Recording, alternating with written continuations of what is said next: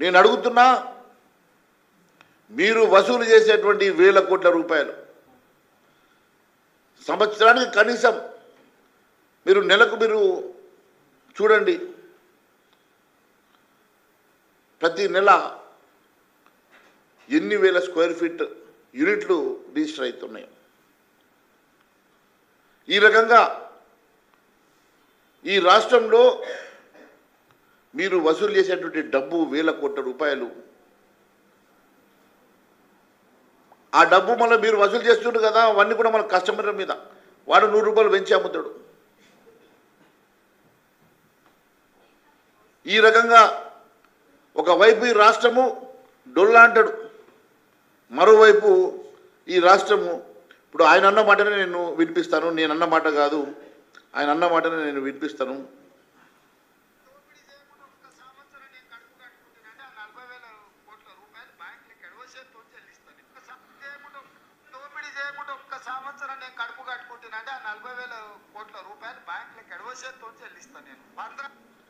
దోపిడీ చేయకుండానట, దోపిడీ చేయకుండా ఏడాది కడుపు కట్టుకుంటే 40,000 కోట్లు ఎడమ చేతోటి. దోపిడీకి 40,000 కోట్ల రూపాయలు ప్రభుత్వ ఆదాయం నుంచి కట్టాల్సిన డబ్బుకి సంబంధం ఏందని అడుగుతున్నా. దోపిడీ అవినీతికి ఈ రాష్ట్ర ఆదాయానికి సంబంధం ఏమున్నది? ఈ రాష్ట్ర ఆదాయంతో కట్టాల్సినటువంటి డబ్బుకు నువ్వు చేసే దోపిడీకి ఏం సంబంధం ఉన్నది?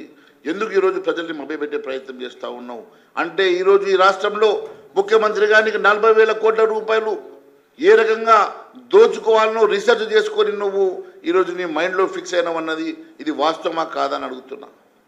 రేవంత్ రెడ్డి ఫ్లోలో అన్నీ చెప్తుంటాడు, నాకు తెలిసేనా ఇది ఫ్లోలో చెప్పిన మాటనే, కానీ దొరికిపోయిండు. రేవంత్ రెడ్డి ఫ్లోలో ఎప్పుడు చెప్తా ఉంటాడు, ఎక్కడో ఒకరి దగ్గర సెల్ఫ్ గోల్ పెట్టుకుంటూనే ఉంటాడు, కాబట్టి దొరికిపోయినాడు.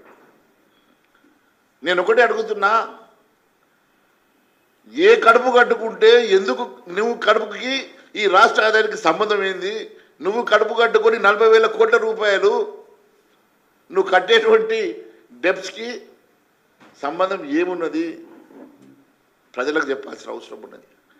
ఈరోజు దాదాపు 6,000 కోట్ల రూపాయలు ఇక్కడ ఉన్నటువంటి రియల్టర్లను, బిల్డర్లను, వారు కన్స్ట్రక్షన్ చేసేటువంటి కంపెనీల మీద నువ్వు ట్యాక్స్ వసూలు చేసి RRR ట్యాక్స్ 68 రూపాయలు వసూలు చేస్తున్న మాట వాస్తవం కాదా అని అడుగుతున్నా. ఈ రకంగా ఒక్కొక్క డిపార్ట్మెంట్ నుంచి నేను బయట పెట్టబోతున్నా. ఇది RRR ట్యాక్స్, ఇంకా 2-3 రోజుల్లో ఇంకొక ట్యాక్స్ కూడా బయట పెడతాం. ఇప్పటికి మొన్న జీవో విషయంలో కూడా ఇప్పటికి కూడా నోరు మెదపలేని పరిస్థితుల్లో ఈ ప్రభుత్వం ఉన్నదంటే ఇంతకన్నా సిగ్గుచేటు లేదని చెప్పి తెలియజేస్తా ఉన్నాం. RRR ట్యాక్స్ విషయంలో ఈరోజు RRR ట్యాక్స్ విషయంలో కూడా నేను చెప్తా ఉన్నాను.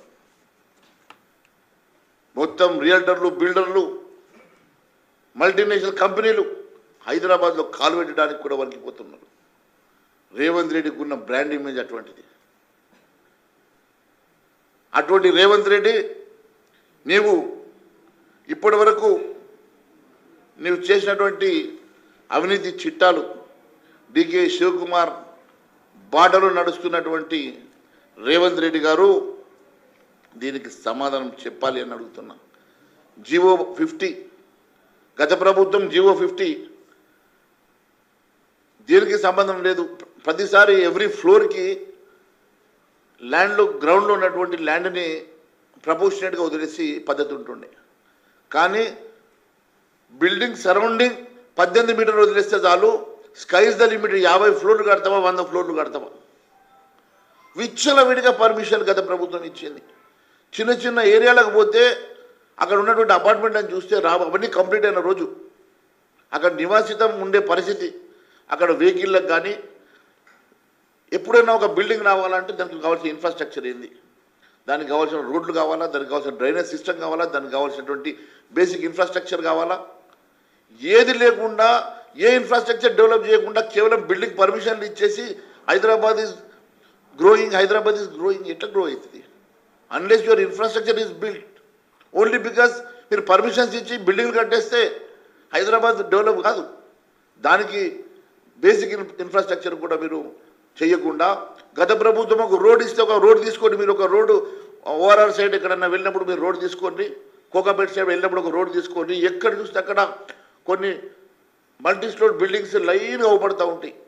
దానికి సంబంధించిన మరి రోడ్లు, దానికి సంబంధించినటువంటి డ్రైనేజు, దానికి సంబంధించినటువంటి వాటర్ ఫెసిలిటీస్, దానికి సంబంధించినటువంటి బేసిక్ ఇన్ఫ్రాస్ట్రక్చర్స్ ఏమి ఆలోచన లేకుండా ఆ రోజు జీవో 50 ఇచ్చారు కదా. ఆ రోజు మీరు జీవో 50 ఇచ్చి సంపాదించుకుంటే ఇప్పుడు జీవో 50 క్యాన్సిల్ చేయడానికి సంపాదించడానికి ఇంకొకరు తయారవుతాడు. ఇష్టానుసారంగా మీరు కేవలం రాష్ట్రం ఏమైపోయినా, రాష్ట్రానికి ఇచ్చినటువంటి హామీలు ఏమైపోయినా, రాష్ట్రానికి సంబంధించినటువంటి డెబ్స్ ఏమైపోయినా, రాష్ట్రానికి సంబంధించినటువంటి డెవలప్మెంట్ ఆగిపోయినా సంబంధం లేదు, మాకు రావాల్సినటువంటి రెవెన్యూ ఆర్ ట్యాక్సులు, డబల్ ఆర్ ట్యాక్సులు, ట్రిపుల్ ఆర్ ట్యాక్సులు వస్తే చాలు అనుకునేటువంటి నాయకులు ఉన్నంతసేపు ఈ రాష్ట్రం ఈ రకంగానే నష్టపోతూ ఉంటుంది. అందుకే నేను అప్పీల్ చేస్తూ ఉన్నాను మీ ద్వారా, రాష్ట్రంలో జరుగుతున్న ఎన్నికల్ని డబ్బులకు ప్రభావితం చేసేటువంటి వాళ్ళను, తప్పుడు హామీలు ఇచ్చేటువంటి వాళ్ళను దయచేసి నమ్మొద్దని చెప్పి నేను మీ ద్వారా అప్పీల్ చేస్తూ ఉన్నాను. అంతేకాకుండా హైదరాబాద్ బ్రాండ్ ఇమేజ్ ఏ రకంగా ఈరోజు సెటిల్మెంట్ల ఇమేజ్గా మారుతూ ఉన్న తరుణంలో నేను బయటపెట్టేటువంటి ఒక్కొక్క అవినీతి కుంభకోణాన్ని సమాధానం చెప్పలేని స్థితిలో ముఖ్యమంత్రి గారు ఉన్నా పర్వాలేదు, నేను మళ్ళీ ఒక 3 రోజుల్లో మళ్ళీ ఒక కుంభకోణాన్ని కూడా బయటపెట్టబోతున్నా. ఈ రాష్ట్రం గత 4.5 నెలల లోపలనే ఇన్ని అవినీతులు, ఇన్ని కుంభకోణాలు, ఇన్ని వసూళ్లకు దారి తీస్తున్నటువంటి పరిస్థితులు ఎప్పటికప్పుడు ప్రజలకు తెలపాల్సినటువంటి బాధ్యత మా భారతీయ జనతా పార్టీకి ఉన్నది. ప్రజల గొంతుకై మమ్మల్ని మాట్లాడే అవకాశం ఇచ్చిన భారతీయ జనతా పార్టీ తరఫున ఖచ్చితంగా మేము మాట్లాడతాం, మిమ్మల్ని ఎప్పటికప్పుడు ఎండగడతామని తెలియజేసుకుంటూ ధన్యవాదాలు తెలియజేస్తాం.